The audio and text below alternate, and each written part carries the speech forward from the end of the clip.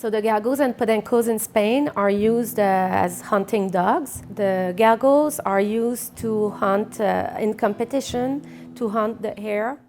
And there are big championships in Spain, and most of the very wealthy people are what is called galgueros, which means they own galgos, and they do these kinds of competitions, and they all want to have the next champion. So in order for that, they do breed and breed and breed and overbreed. And galgos are very mistreated from the time they were born. For example, the vast majority of the males are discarded once they are born.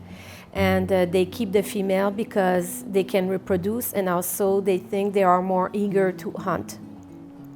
Once the hunting season is finished, which is the 1st of February of each year, there is over 50 to even some numbers say 70,000 galgos that are abandoned or killed each year. And on the worst horrible ways. They can hang them, put them in wells, break their legs in order for the dogs not to be able to come back home, or simply abandoned in the campo, and then the dogs starve.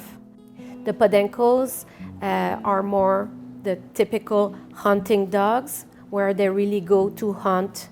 It's not necessarily competitions. And the Podencos are known as being the great forgotten because their fate is even worse, some say, than the Galgos, because they are less known as a breed, and so they get even less adopters. There are a countless number of rescue shelters in Spain. We work here in Canada also very closely with a group that's called Galgos en Familia. They have started in 2010 and have rescued over 900 galgos so far. The vast majority of the people who work in shelters in Spain are Spanish people. They often risk their life to save these dogs, to denounce the barbarian practices by some galgueros. I'm very sad for them because they have to face that reality every day. I got involved with helping the Galgos first and then the Podencos over 3 years ago. In the last spring, I have decided to change my involvement in the manner that I wanted to be able to help many shelters in Spain, and as well I wanted to help the Podencos.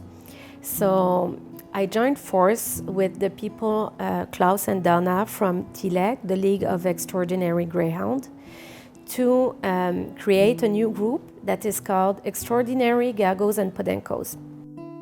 Our mission is to find homes in Canada for Galgos and Podencos in need.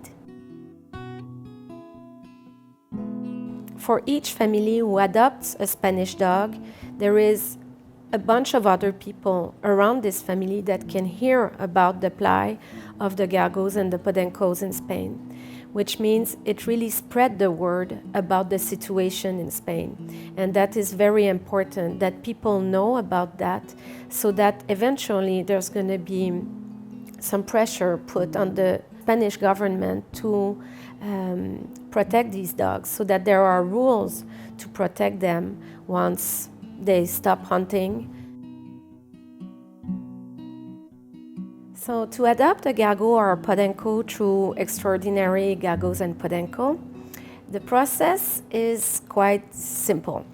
There is an application form to adopt online, and people fill it up. Once we get the application form, it is reviewed, and then we have what's called a home visit, where we go at home with a Galgo or a Podenco to make people know how it feels to have that kind of dog in their home, and also to check about the safety of the place. If everything is still perfect and good, then we can decide to go on to look for a dog for the family. It's very important to know that we always try to make a match. So that's when we get into contact with the different shelters in Spain with whom we work. And we try to find the dog who's going to be happier in that environment and who is going to make the family as most happy as possible. Once the dog is chosen, then he gets a spot on the next transport.